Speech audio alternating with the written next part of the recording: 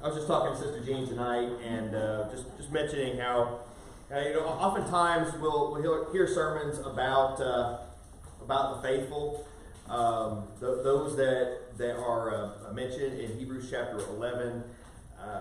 But not often do you get to hear anything about some real application, and that's what I'm hoping to be able to talk about tonight.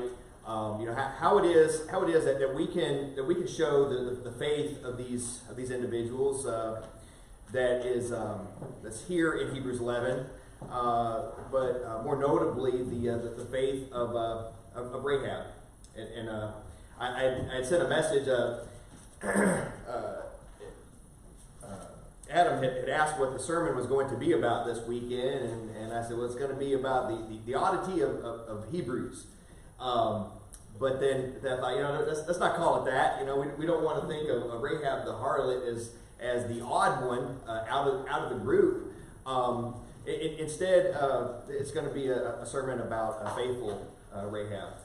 When we're going through this list of people who are of the annals of faith and who are examples to us of the faithful, it just seems like Rahab, and it could be because of her history that she's not talked about all that often. But again, she is mentioned in the New Testament too. She is not only used as an example in Hebrews chapter 11, but also in James chapter 2 as well. So she is a notable person of faith, notable woman of faith in Hebrews chapter 11.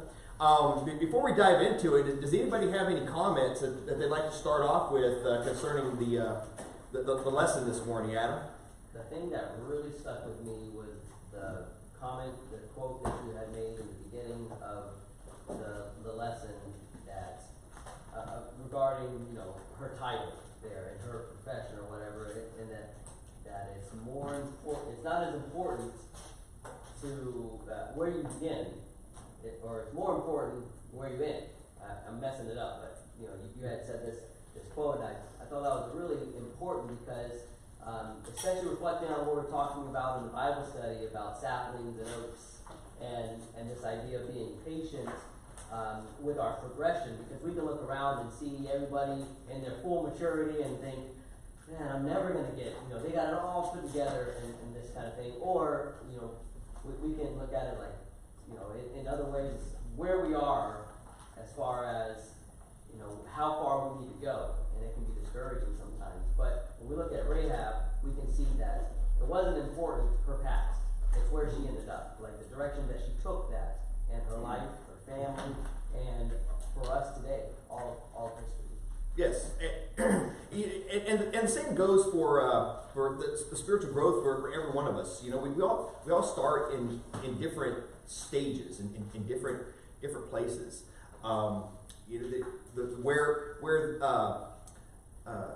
The Roman centurion of Acts chapter 10 was at a different place than the Philippian jailer in Acts chapter 16.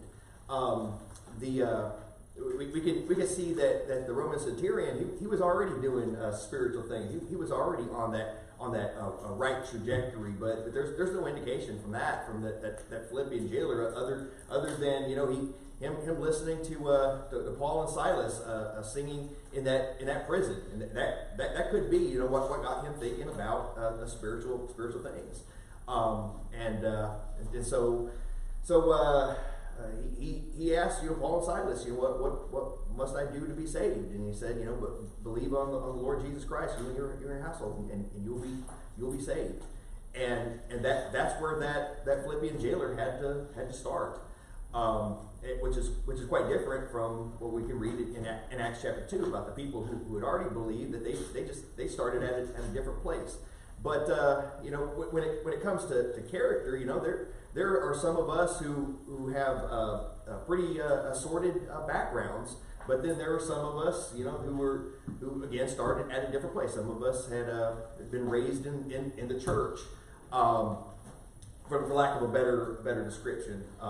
And I hope you know what I mean. We all understand how it is that one gets into the church. But But I just use that as a description of those that come from spiritual families that have a spiritual upbringing. Does anybody else have anything to add? Eric? I thought it interesting as you were presenting the sermon, how that, the things that we do tend to follow us. And here we have Rahab having a title ascribed to her as harlot. And as you say, she is mentioned in the New Testament, which comes way later than Joshua. So, reading between the lines there, she has entered into her righteous reward, being part of that Hall of Fame in Hebrews 11. Yeah. I don't think she's worried about that title right now. And those of us who are Christians really should not be concern ourselves with the titles that were given to us by others in the past, just as long as we are indeed wearing the title of a Christian. Even Paul. What was Paul known as when he was Saul? He was Saul, the persecutor of the church. But again, where he began important? Yeah, it was important, so that we can be able to see the progression of his faith. What if Peter? Had Peter always been faithful to Christ? Peter of course was known as the one who followed Christ from afar. As Jesus was going into his trials, but again, these things didn't define them. What defined them, of course, was their faithfulness. And Rahab the harlot. The harlot part is not what defines her. Her faithfulness is what is that defines her. And you're right. You're right. I appreciate that input, Sister Jean. And then, yes, but I also referencing back to Matthew, how when they're going through the genealogy, how God uses different people in different stages. Mm-hmm. Like, who would think that a woman, and not only that, a harlot, would lead up in the genealogy of the Christ? Yeah. Sure. Who else would God choose than a persecutor of the church to bring the Gentiles, to Christ? It's just amazing to me, how God works his ways. Sister James? Agreed that her past or the title, it doesn't matter, but when you were naming some of the possibilities that she could have been, a businesswoman and all of this, Mm-hmm. and my mind went to, well, maybe harlotry was her business. Maybe she had the end for harlotry, and maybe like I said, multiple things can be true at once. Right, maybe she was selling that flax, so she could have been a businessman. So when Josephus said that all of those things could have been true, Mm-hmm. but her business was probably harlotry and keeping an end. Yeah, sure. Not that it matters, but Sure. And again, being a businesswoman, being an innkeeper, Somebody's maybe a little bit of evidence is there. I'm not so sure. And again, I don't know how Josephus would come to that conclusion. Joseph and the antiquity of the Jews. None of this is inspired writing. This is historical writing and carrying on the traditions of the Jewish teaching. It's the same way even today. If a person would be a drinker and then they would stop, people would still consider them, oh, he's that drunk. And that's way in his past, that has gone out of his life.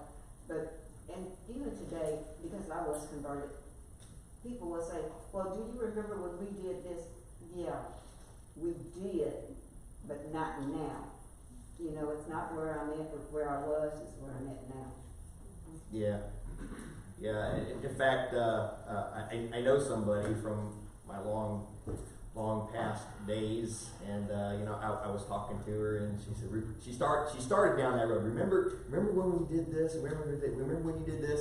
And I was like, why don't we let the past live there?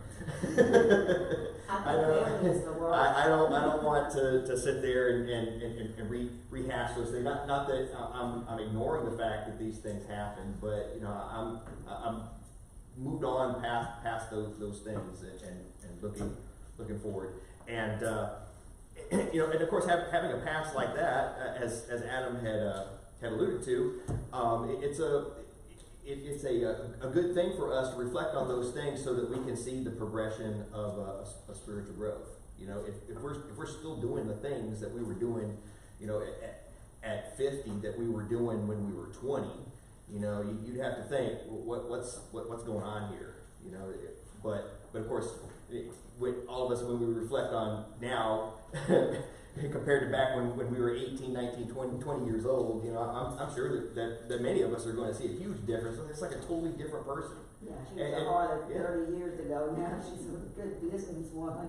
Yeah, and there are some things that I've done in the past that I'm embarrassed about. That I would feel uneasy talking about. Behind the pulpit, but those things certainly are measurements, starting points of growth. That I can see where I began and how through Jesus Christ how he has developed me in his word, how he has changed me, and it's good. It's a good thing. Brother Fritz.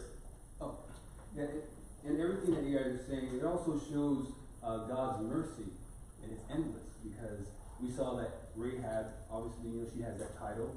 Mm-hmm. Kind of like what you mentioned last Sunday, as far as in Isaiah 55, where God said, as high as the heavens are above the earth, so are my thoughts above your thoughts, so are my ways above your ways. And it alludes to what Paul mentioned in 2 Corinthians chapter 5:17, when he says, therefore, if any man be in Christ, he is a new creature. That's right. Old things are passed away, behold, all things become new. So it's kind of like, not only is God showing his mercy, it's also encouraging for us as well, because even though we have a past, God doesn't, he actually, he removes it, because, when we put off the old man and we put on Christ, everything is new. So it's kind of like very encouraging as well. Absolutely. Yes, thank you. All right, Sister Katie, you got something? You had touched on it just a second ago about the way you used to live your life, and it made me think when you were talking about Paul and Peter, but I was thinking Paul and Rahab, in that you can draw on your past life, just like Paul could say, well, this is the way I used to be, and yes, this is really what happened, and this is, yes, what I did, but it can prove to people that, I've known people in the past that are Christians that have said, how could God ever forgive me for what I've done in the past? Well, we know he can, because there's people all through the scriptures that he has forgiven, and Paul being one of them. And he tells us our sins are forgiven if we are sincere in confessing and repenting and asking for forgiveness of those sins. Mm-hmm. Yeah. That you can use your previous life to say, I know what you're going through, I've been there, Sure. I've done that, but I came out of it, so can you. Mm-hmm. By the grace of God. Yeah. God's grace. Yes. I was thinking of the passage of 1 Corinthians chapter 15.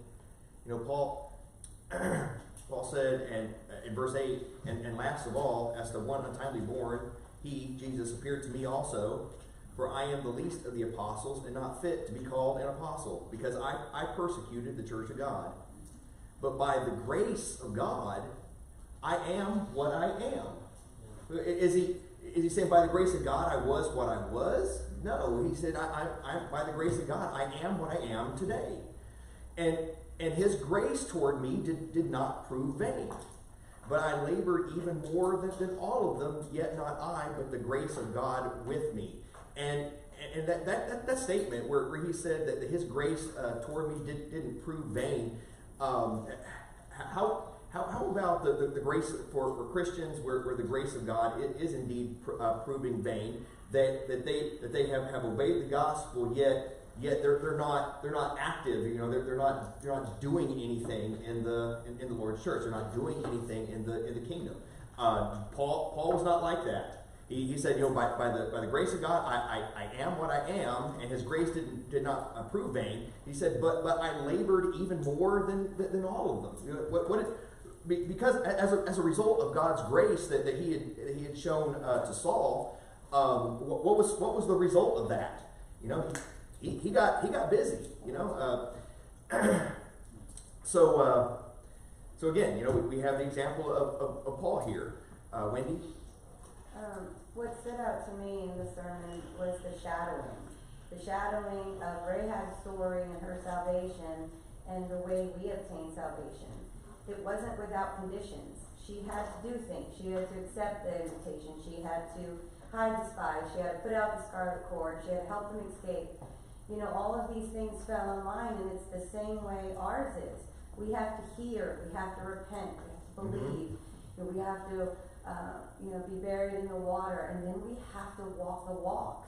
And I just love how the Old Testament shadows exactly how we begin as Christians.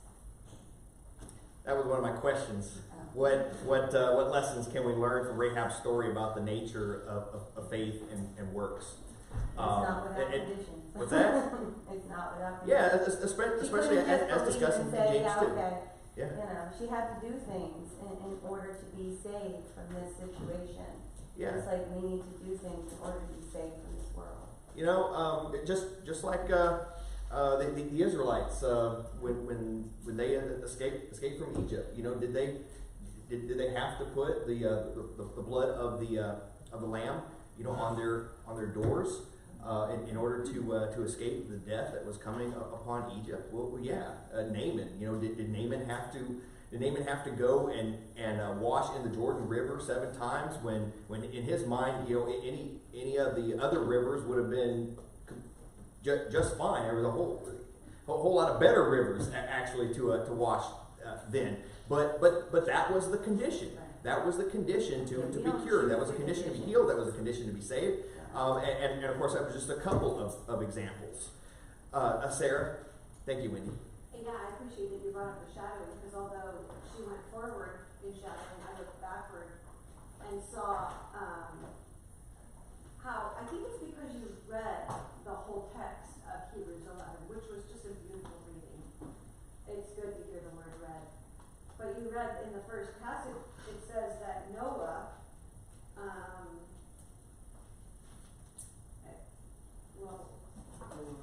where does it say about Noah? That he, being warned by God about things not yet seen, in reverence prepared an ark for the salvation of his household, by which he condemned the world. I thought that as you were talking about Rahab, it sounded so much like a shadow of that. She built an ark for her family. She built a place of refuge. But Very good. Yes. Yes. I think you laid it out without saying it. Yeah. And of course, that was going to be another question. How does the faith of Rahab compare or contrast? I think there's more comparisons than there is contrast, if any at all. How does the faith of Rahab compare to the faith of other individuals that's talked about in these passages, like Abraham or like Noah? That's one of the ways. Can anybody think of any other ways that the faith of Rahab compares with these other individuals? Sister Janice. Hebrews 11:1 says, "Now faith is the assurance of things hoped for, the conviction of things not seen." And this was evident in Rahab because she was assured that the Israelites would destroy Jericho, and she was assured that she would be saved if she met the conditions. And also, she had faith that the Israelites had something greater than themselves, because there's no way they could have crossed the Red Sea on dry ground. Mm-hmm. And there's no way they could have utterly destroyed the 2 kings of the Amorites. Yes. So this was unseen to her, but she knew that greater than them. So it was by faith she did these things. Yeah, absolutely, absolutely. Sarah, and then Adam. To me, it just simplifies our mission here. Prepare an ark Mm-hmm. for your family. Get them in the ark. Tell them of the loving protection they have by complying with the simple instructions we've been given. To know it was simple instructions, building the ark this big and this wide and this high with this one window and this one door out of this kind of wood. Very simple. Very simple. He didn't buck the system. With Rahab, it was get in this building, this is where we will preserve you, and that is where they were preserved. But only the members of her family that got in there were the ones who were going to be saved. Anywhere outside of that, the walls of Jericho were going to fall inward on the city. Mm-hmm. We have to do the same thing. Show the love of God, build a house of faith, put them in there.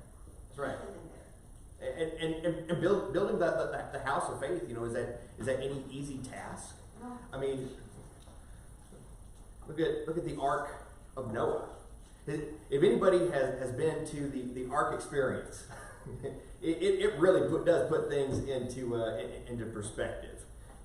Thinking about a singular family of building such a structure, and of course it's sometimes building that house of faith, it's going to take effort. It's going to take a lot of work, and sometimes it's going to take a lot of time to do. But we do have to do it. We do have to do it in order to carry our family through. My brother Adam. I find it very interesting when we're looking at this story of Rahab, and that it's not an oddity in a very large sense, because there's this common denominator. What Samuel says to Jesse, that God does not see as man sees, for man looks at the outward appearance, but God looks at the heart. That God uses the unsuspected, the weak, the ones that our human fleshly eyes will not look at as going to amount to anything. He used a barren woman to be the mother of all, of the promise, the seed. He uses a harlot. He uses, this David, who was just a boy, who was the least likely to succeed in the pick of the litter. He was a runt kind of. Gideon. Yeah, and so we can go on and on and on about all of these people who, if you're looking at the surface level of it, they shouldn't have amounted to anything. Mm-hmm. And these are the ones that God uses. Yeah. And along that same line, I got another question. Why do you think that Rahab's faith is specifically highlighted in the New Testament in passages like Hebrews 11 and James 2? Why not anybody else? I mean, in James 2 speaks of Abraham, and then it goes to Rahab the harlot. Of anybody, why do you think that Rahab's faith is specifically called out? And I don't know if there's a right or wrong answer, but it's certainly food for thought. Eric. I think Hebrews 11:4 may have a little bit of an answer towards that. Okay. So on a timeline, speaking of martyrdom, Abel would be the earliest concerning Hebrews 11. So Hebrews 11:4 says, by faith Abel brought God a better offering than Cain did. By faith he was commended as righteous when God spoke well of his offerings. And by faith Abel still speaks, Yeah. even though he is dead. Rahab still speaks, even though she is dead. Abraham still speaks, Yes. even though he is dead. Very good. Yeah. Yeah. Great thought. Now, Sarah. And that And then Mimo. and that decision, that what's speaking is her one choice. Mm-hmm. Her choice that changed the outcome of the history of her people, her line. The difference between I'm not part of that, committed, God is not my father, to God is my father. That one changed the outcome for her life. Yeah.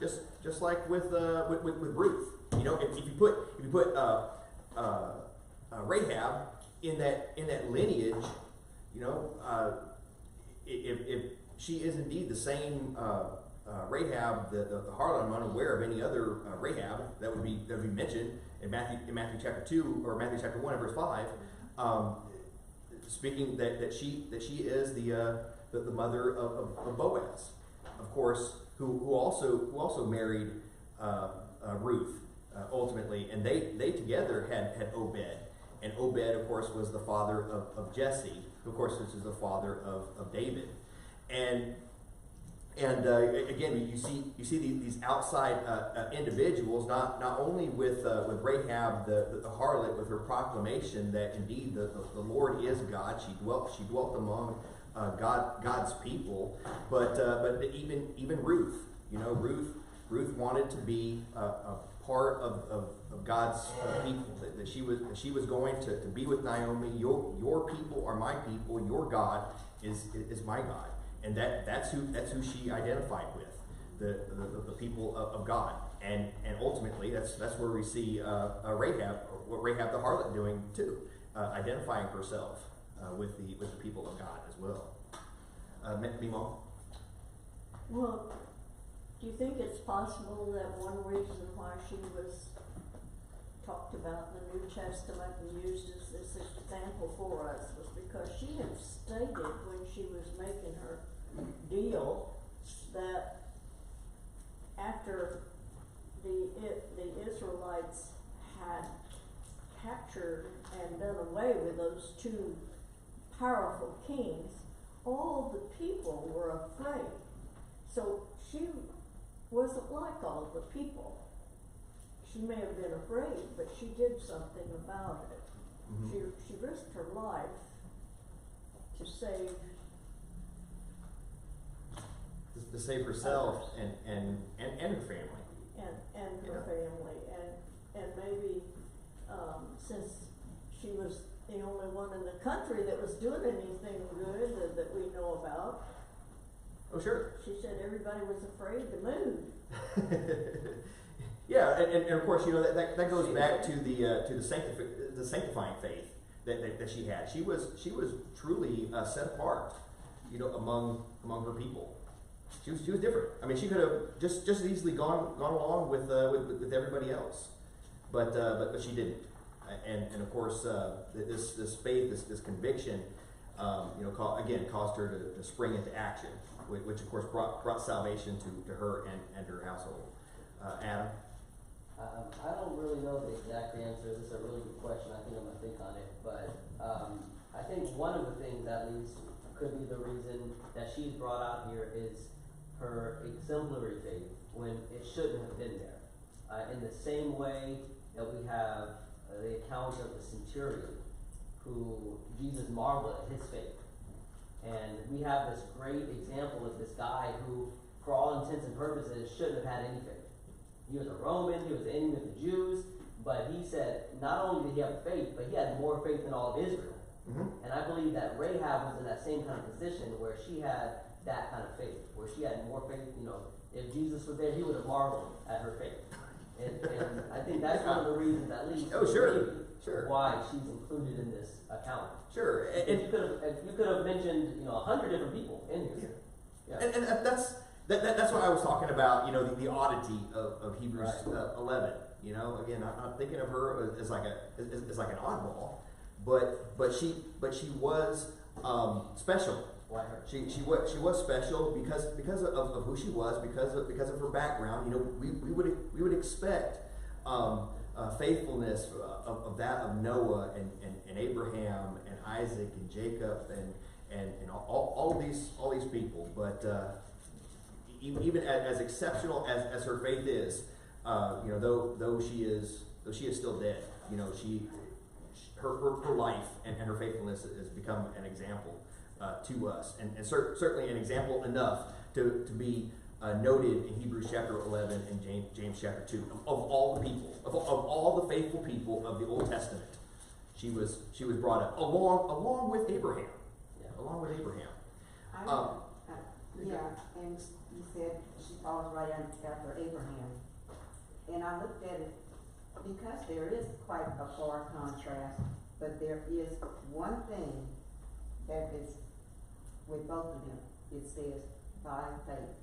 Yes. So she belongs right there in that category with them because of her faith. By faith. Yeah. Absolutely. Yes. Yes. You know, there are things that people do, religious things that people do, but they don't do it by faith. They do it by rote. They don't do it because they believe in it. They do it out of, I don't know, habit, tradition. There's people in the denominational world that do all kinds of religious things, and you ask them, why they do it. They wouldn't be able to tell you. They don't know. They don't. The things that they do in practice isn't by faith, and we know how faith comes. But again, there's other reasons why people do things. But in Hebrews chapter 11, all these people of faith acted because of their faith. Brother Steve. Yeah, I was thinking this afternoon is, here's Abraham, who everybody knows he's awesome. He was the most unbelievable father. He's going to go up there, he's going to kill the son, sacrifice the son. And then we have her, who totally opposite, but she still followed. She still became a Christian. Mm-hmm. Well, not at that time. Yeah. Sure. That's what I was thinking. So I just think it was such opposite. All right. Eric? Yeah, I think I want to formulate this more in the form of a question. Of all the ones there that we read about in Hebrews chapter 11, she's the only female. Sarah. We got Sarah mentioned too. Okay, I missed But again, put her in the group. Yes. She was the mother of a nation. Yes. And just like her, yeah, her husband. Huge and grandiose. Yes. So, do you think that's another reason she's mentioned? So she's female, and we know that the culture, how they treated their females. Secondly, she was labeled as she was labeled. So do you think there is a lot of there concerning how that by faith? Yeah, none of that matters. Right. Let's think about that for a minute. I'm glad that you brought that up. How about lineage and genealogy? When it comes to the appropriate faith, the saving faith that God expects us as Christians to have, do you think that God cares about any of that? Okay. How about our sex? Does God care about if we are a man or woman? Does God care about if we are of the uncircumcised or uncircumcised? Does God care about any of those things? Does God care, Jew or Greek? Nationality? What is important in the eyes of God? Faithful action, faithful obedience, or an obedience based on faith. It doesn't matter what your background is. It doesn't matter where you come from. It doesn't matter who you are. God expects us to obey from faith, and don't think for a moment because that you weren't born in the right family, or you don't have the right kind of background, or in the past you did this or that. Rahab the harlot certainly is a wonderful example that of what God expects and what is acceptable and appropriate in the sight of God when it comes to our faith. That it doesn't matter your background. You can still be pleasing in the sight of God. And of course we know without faith it is impossible to please God. We can still please God. Regardless of what your background, regardless of where you come from, regardless of what your family is, what nation you come from.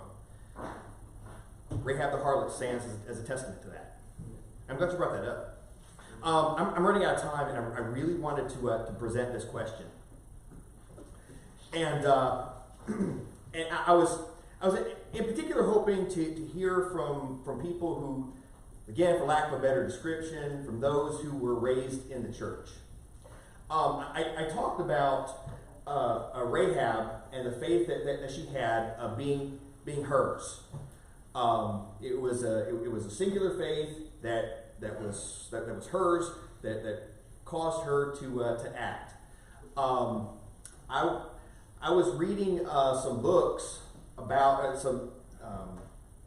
not religious books, but books about parenting from a spiritual perspective, and in particular, raising those and helping those that are in that transitional period from being a kid, from being a teenager, and moving into an adult. And one of the things that one of the authors said is that in order to help our kids spiritually is to get our kids to reject the faith of their parents. And I understand, where the author was going with that, in that kids, as they're growing up and moving into adulthood, that they need to develop a faith that is their own. A faith like from Rahab, a faith that originates from their own convictions about things. And I don't think that maybe it was a bad description or that the author had used, rejecting the faith of your parents. But there's a song that we sing, and I was just thinking about that, and in terms of this subject. It's song 265. Does anybody know the song "Faith of Our Fathers"? Faith of our fathers living still. Okay, you know that song. Okay, so it says, "Faith of our fathers living still, in spite of dungeon, fire, and sword. Oh, how our hearts beat high with joy whenever we hear that glorious word.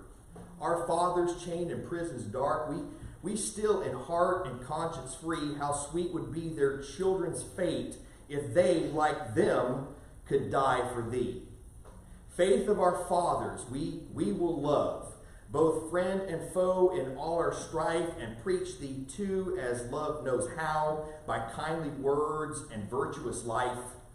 Faith of our fathers, holy faith, and we will be true to thee till death." Does that sound like rejecting the faith that's been handed down to us? The reason why I would like maybe to get some input from those who had a religious background, or those who had been raised in the church, how did you develop a faith of your own, in that the things that you do is by your own conviction, and not because it's something that you do just because it's something that your parents had taught you?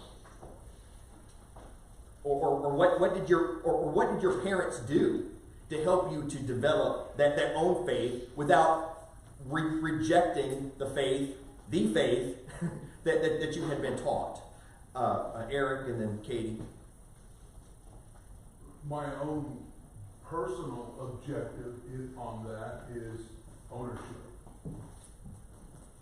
You have no ownership when you're told you will do this and you will do that, you will do this. There's no ownership there. Now, it is an excellent model, and it makes it very easy to obey, having gone through the steps, so that when you are out on your own, having to make decisions for yourself.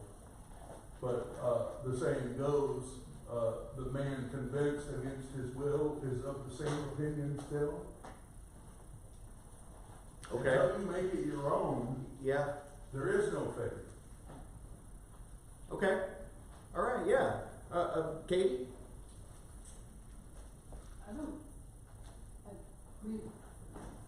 We start out, I think, emulating their faith until we're old enough, mature, not necessarily chronologically, but mature enough to realize that we're the one that have to answer for ourselves. And then it becomes our faith when we start realizing the things that we're responsible for and what we have to do. you know, my mama may have taken me to church every time the doors were open, and my mama may have made sure that we studied and did our Bible lessons and things of that nature, but until I decided, because I reached a certain maturity level, that that's what I wanted. But I don't think I don't know that I rejected her faith. Right. Yes. Yeah, just that I did develop my own then based on my maturing and my studying. So do you think that it was just the nature of maturing that helped you to develop a faith of your own, or did your parents do anything for you? And the reason why I'm asking is because, you know, Wendy and I, we're also in that transitory period. You know, when our kids are moving from childhood and getting ready to be out on their own and moving into adulthood. Is there anything that you could think of that they did to help you to develop your own faith? And it could be something as simple as, you know, them letting you make your own mistakes. You know, I don't know. Well, I don't know that they so much let me make my own mistakes, because I've heard several times growing up, lots of times growing up, I'm trying to teach you based on my experience. I've made these mistakes, I don't want you to make them. But that doesn't necessarily work that way. But I can't remember them doing anything specifically other than just encouraging me to continue to do God's will. Okay. All right. Adam? The way you phrased the question had me reflecting on my childhood and my upbringing, and I think the biggest thing that my father did was impress upon me the importance of reading. He was always talking about books, how he used to read these books, these classic books, and there was always a Bible in the house. I remember he had this 1-year Bible that was always in the bathroom, and but just things like that. We weren't very religious at all growing up, but the fact that he impressed upon me, like, books contain all the information that we need, and then coupled that with, you know, living, you know, as best he could as this godly example. And when I did go out on my own and I lost my way, like, I was still pressed upon, like, this is the book that I should be reading. And when I actually did read it, that's what converted me. You know, it was me getting into the Word, and then the Word changing my heart. And I don't think I would have done that as easily if it wasn't pressed on me from a young age. Books are important, especially the Bible. You know, I didn't get much Bible teaching as a kid, but I remembered that, and so, you know, I knew that it was important. And so when I actually went to look for myself, like, that's when I found it. Yeah. Brother Juan's over here making faces like, did I do that? Did I? Sort of like the faithful of Matthew 25. When did we see you naked or hungry, or when did I do that?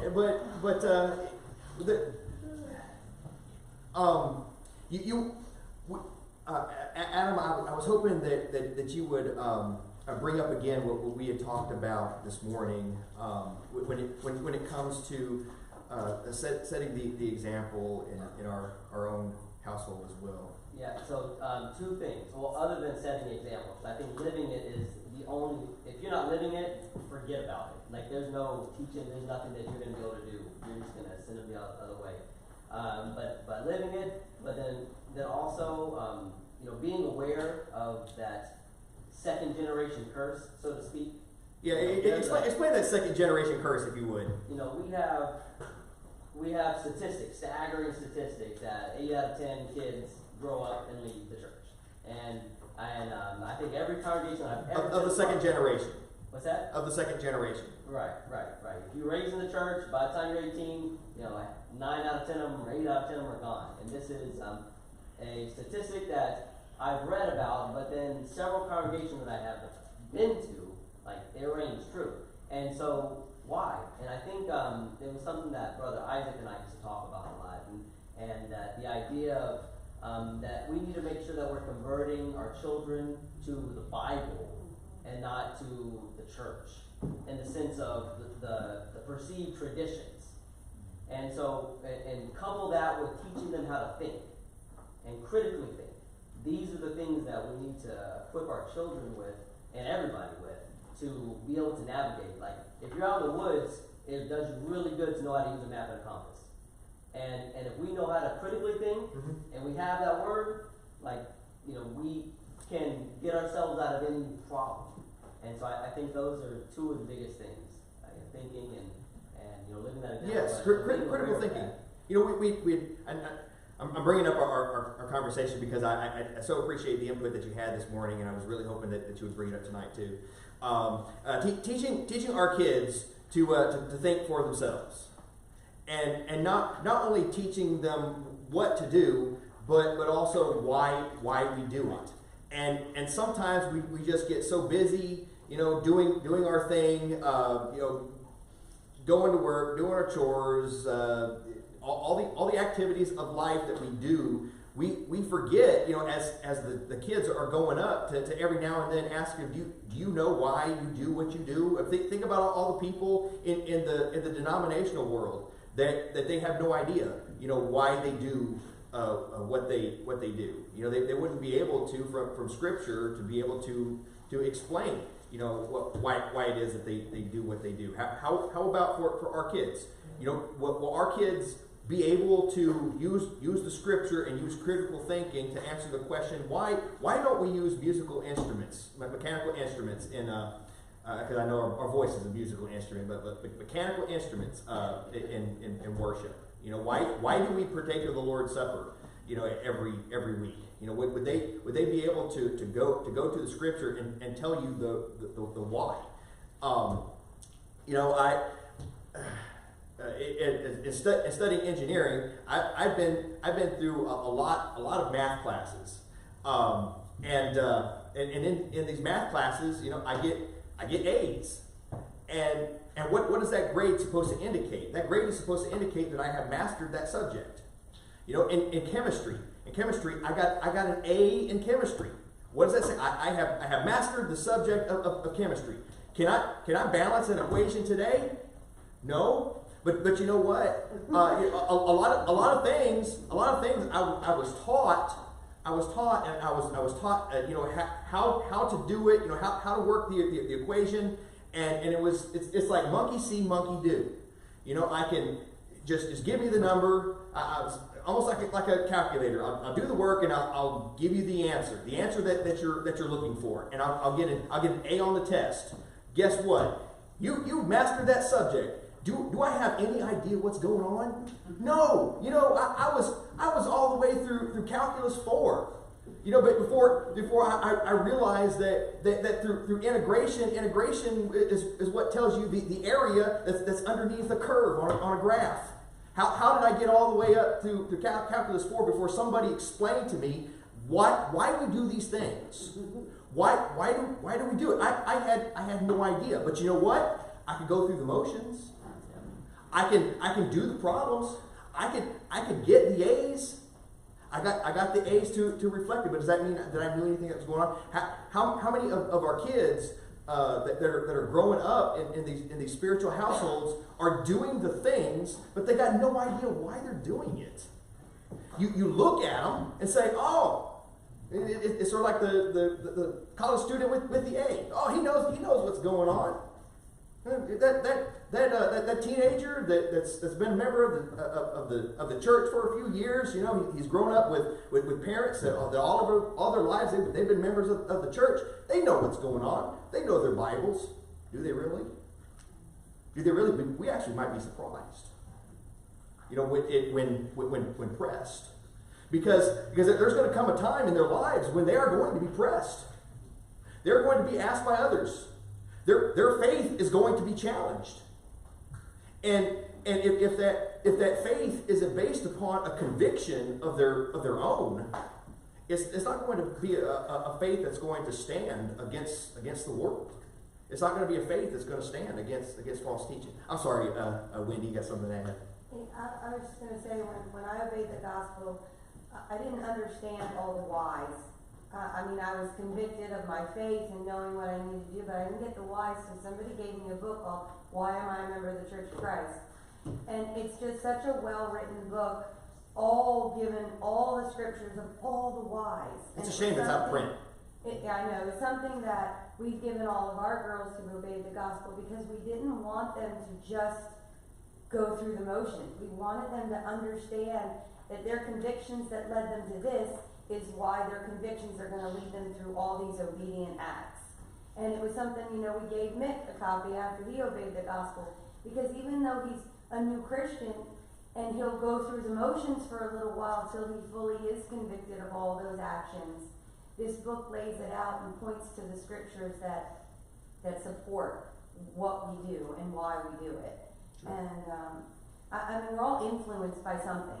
We're influenced by our parents. We're influenced by friends. We're influenced by the world, YouTube, social media.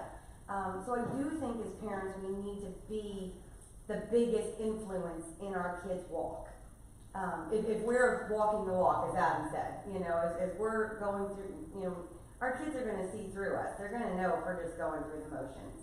Mm-hmm. But I do think we need to be their biggest cheerleader. We need to be their biggest influencer. Bigger than, that YouTube star that they watch every night till 3 a.m. We want the Bible, the Word, to influence them. And that may be through us for a while, until they stand on their own and have those convictions. Sure. First Brother Eric and Sister Jean, and then back to Sister Sarah. Wendy, if you're referring to Leroy Brownlow's book, I think it still can be found. It's just hard. I buy every single copy that's available. Oh. I literally check I think I have 3 left in my stash. Sister I think they have Also, sorry. There is the subject of tough love, Yeah. because they don't understand why. To snatch the child out of the fire, because until there's an age where they understand, then tough love has to be there, because they don't care why, and they won't care. So I think a lot of tough love comes into play until they're of an age where they can understand why, and they can take ownership of it, and life takes them and starts wringing them out, and they understand why. Mm-hmm. Sure.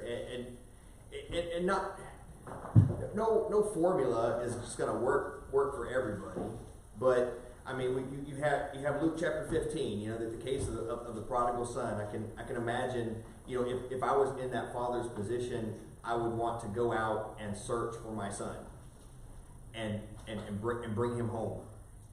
Especially of course with a famine. Being in the land. I would want to protect him. And that's a culture that we have. We're us older folks. We live in a different culture today than we had in a culture growing up. We have a very protective culture, to the point where the kids aren't allowed to fall down and skin their knee every now and then, just as an example. But you know where I'm going with that. Mm-hmm. But good point, Sister Jean. When T got ready to leave for college, I was so afraid, and it wasn't that because he was leaving home. I was afraid that the world was going to get him. Had I sheltered him so much and brought him up in the church so much that now he's out there and all these worldly things were going to just snatch him up. And for a while, I would call every Sunday and every Wednesday just to see where he was at. And I'm on my way to service. You know, aren't you on your way to service? And I'm like, yeah, I'm on my way to service. Until I saw that he was a strong Christian young man that was standing on his own. And I saw what was going on at the school, and sometimes I would call him. I'm home studying. I had to realize that, no, it wasn't my faith that was pulling him. He had developed his own, and he was following what he had known and what he was living. Good. Good Yeah. deal. Sister Sarah, and I think we're gonna have to wrap it up. Yeah, and I've been reflecting on my parents, I guess. Okay.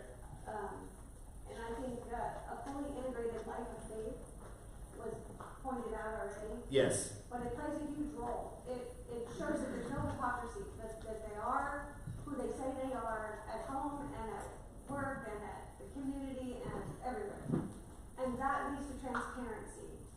So that as kids are running logic and they see you mess up and they call you out, that you don't have a layer of pride that says, no, here's why I'm right, even though I know I'm teaching you that that's wrong. You have to have transparency within your home so that they can properly run logic. Here's what the Bible says and here's what's happening. How do I integrate those two things together? And my parents were always a sounding board like that. And thirdly, the patience that they had. They were in it for the long haul. They were not in it for get to 18 and make sure they're all set. It was well into our 30s where we were still calling them, questioning our faith. And they were always okay with it. They never shamed us for not being where they thought we should be. They accepted us for where we were at in our growth because everybody grows at a different level. Nobody can grow at the same pace. And not everybody starts at the same starting point either. Right? So those are the things I see in my parents that I admire and I hope to be like. Good. I thank you all so much for that input. And again, we have a number of people here who are going through that transition. You know, Kylie is you know, yeah, she's an adult now. She's graduated high school, but she's still in a transitional period in her life when she's getting ready to move out and to live on her own. What did I say? Something wrong? Graduated high school, College. Yeah, she graduated high. Okay, we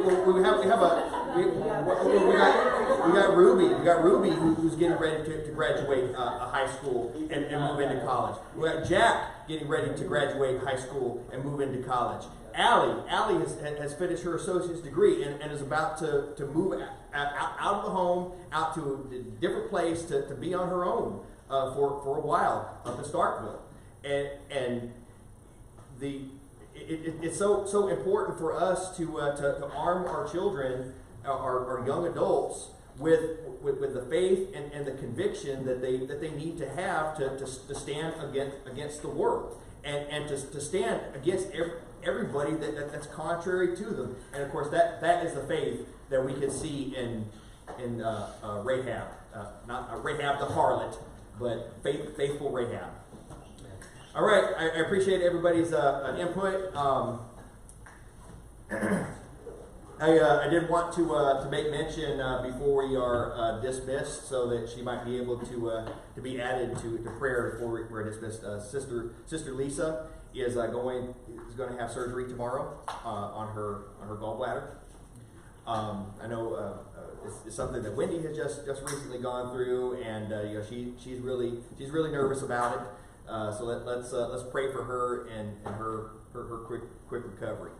But if there's anybody here tonight that needs help, if you found yourself in a position where you've gotten on track and you need guidance and help from members of the church here, we're certainly ready to do that, to give you some encouragement, to study the Bible with you, or you might be watching online.